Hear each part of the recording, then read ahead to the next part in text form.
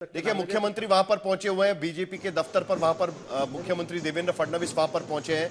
उनका स्वागत जबरदस्त वहां पर हो रहा है। अविनाश आदिक, जल्दी से आपकी प्रतिक्रिया मुख्यमंत्री के यहाँ जाने के पहले। भाई, पुणे में भी तो आपको पटकनी दे दी, दोनों पवार साथ में है लेकिन फायदा नहीं हो पाया। जल्दी आपकी प्रतिक्रिया भी दे दीजिएगा। देखिए, साहिल, मानना पड़ेगा। पहले तो बहुत बहुत बधाई महायुति के हमारे साथी भारतीय जनता पक्ष और शिवसेना एकनाथ शिंदे जी को। उनको बहुत अच्छी जीत हासिल हुई है।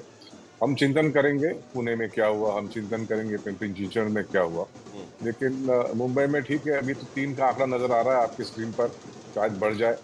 हमारे पास यहाँ पर संगठन था ही नहीं, क्योंकि विधानसभा चुनाव के बाद हमारे अध्यक्ष जो थे समीर भुजबल, वो पद से हटाए गए थे। उसके बाद नए अध्यक्ष का चयन हुआ नहीं था। नहीं, लेकिन ऐसा क्या है कि दोनों पवार साथ में आने के बाद भी पुणे और पिंपरी चिंचवड़ में आप पर भरोसा नहीं हुआ? एक वक्त था कि जब ठाकरे साथ में आएंगे तो कमाल दिखाएंगे, पवार साथ में आएंगे तो कमाल दिखाएंगे, ये माना जाता था। कैसे बदल दिया? देवेंद्र फडणवीस वहां पर आपको पटकनी दे रहे हैं दोनों शहरों में। आप बिल्कुल सही फरमा रहे हैं कि पवार साहब या दादा साथ में आने से वहां पर बदलाव होना चाहिए था, वो नहीं हुआ है। उसी बात पर हम गहरी चर्चा करेंगे, चिंतन करेंगे, और जरूर इसके ऊपर पूरी जानकारी मिलने के बाद आपके साथ भी चर्चा करेंगे इसके ऊपर। देवेंद्र फडणवीस का स्वागत वहां पर हो रहा है। देवेंद्र फडणवीस मुस्कुराते हुए वहां पर पहुंचे हुए। आशीष शेलार वहां पर दिख रहे हैं। किरीट सोमैया स्टेज पर काफी दिनों बाद भारतीय जनता पार्टी की स्टेज पर वहां पर नजर आ रहे हैं। यही किरीट सोमैया है 2019 में जब शिवसेना बीजेपी का अलायंस हुआ था, तब स्टेज छोड़कर उनको जाना पड़ा था, क्योंकि शिवसेना ने साफ शब्दों में कहा था कि किरीट सोमैया नहीं दिखाई देने चाहिए वहां पर। 2017 से लगातार उद्धव ठाकरे और मातोश्री पर भ्रष्टाचार के आरोप लगा रहे थे। अब दोबारा उनकी एंट्री वहां पर होते हुए नजर आ रही है। भारतीय जनता पार्टी के मुंबई अध्यक्ष अमित साटम वहां पर दिख रहे हैं, और रविंद्र चव्हाण जो भारतीय जनता पार्टी के महाराष्ट्र के अध्यक्ष हैं, वो भी वहां पर नजर आ रहे हैं। पंकजा मुंडे वहां पर नजर आ रही है, कैबिनेट मंत्री है।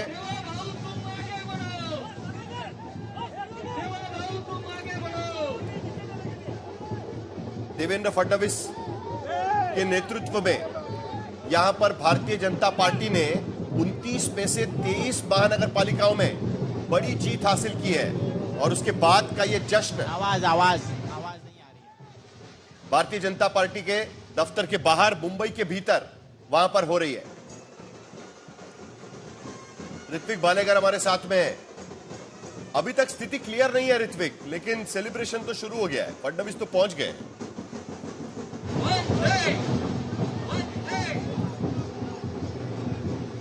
मेरे ख्याल से ऋत्विक को हमारी आवाज नहीं जाएगी। इतना शोर वहां पर चल रहा है, वहां पर इतनी आवाजें चल रही है, मुझे लगता नहीं है कि ऋत्विक तक हमारी आवाज वहां पर पहुंच पाएगी। माना जा रहा है कि देवेंद्र फडणवीस थोड़ी देर में वहां पर भाषण करेंगे। ऋत्विक, अगर आपको हमारी आवाज आ रही है, अभी तक स्थिति क्लियर नहीं है, लेकिन फडणवीस वहां पर पहुंच चुके हैं। कॉन्फिडेंस साफ नजर आ रहा है।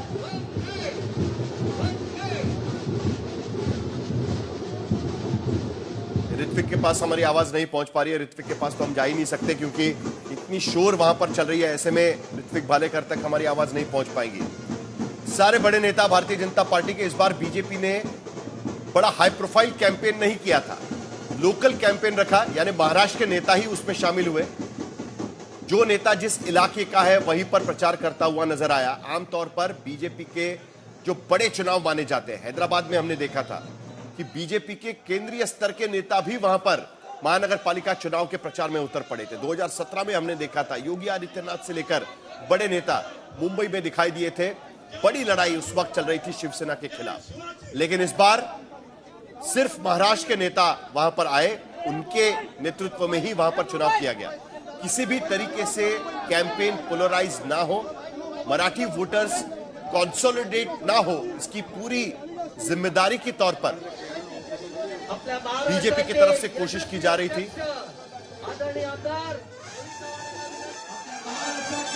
और अभी वहां पर भाषण शुरू हो जाएंगे। अमित साटम, वहां के मुंबई के अध्यक्ष, मराठी में आखिरकार ये भाषण दिए जाएंगे, और जबरदस्त सेलिब्रेशन इस वक्त वहां पर चल रहे हैं। रविंद्र चव्हाण, जो भारतीय जनता पार्टी के राज्य इकाई के अध्यक्ष हैं, वो इस वक्त बात कर रहे हैं।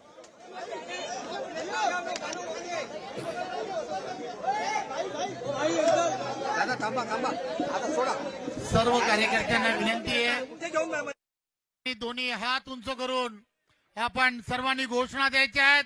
बोला भारत माता की, भारत माता की, वंदे वंदे. भारतीय जनता पार्टीचा, भारतीय जनता पार्टीचा. आज खर तर आम्हा सर्व भारतीय जनता पार्टीच्या कार्यकर्त्यांसाठी अत्यंत आनंदाचा दिवस आहे. गेली वर्षानुवर्ष भारतीय जनता पार्टीच्या प्रत्येक कार्यकर्त्यांनी जे स्वप्न, जो सपना भारतीय जनता पार्टी के कार्यकर्ताओं ने सालों से देखा था, वो सपना पूरा हो रहा है. रविंद्र चव्हाण कह रहे हैं प्रत्येक निवडणुकीमध्ये यशाच्या दिशेने पार्टी नेण्याच्या दृष्टिकोनातून जे जे प्रयत्न करायला हवेत, चुनाव में जीतने के लिए जो जो कोशिश करनी चाहिए वो सारी भारतीय कोशिशें जनता पार्टीचा छोटा छोटा कार्यकर्ता, बीजेपी के कार्यकर्ता कर रहे थे, आणि बीजेपी के नेता पदाधिकारी कर रहे थे. हा बूथ लेवल वरती अतिशय ताकदीने प्रयत्न करताना दिसतो. बीजेपी का हर आणि कार्यकर्ता त्याने तो प्रयत्न बूथ लेवल केला. पर पूरी ताकत के असे साथ उतरा हुआ असंख्य नजर आया. कार्यकर्ते आहेत की ज्यांना निवडणुकांमध्ये संधी मिळाली नाही. कई ऐसे कार्यकर्ता है जिन्हें हम त्याग आणि समर्पण उम्मीदवारी नहीं दे पाए, या भावनेतून लेकिन उनका त्याग असंख्य कार्यकर्त्यांनी और समर्पण हम याद रखेंगे.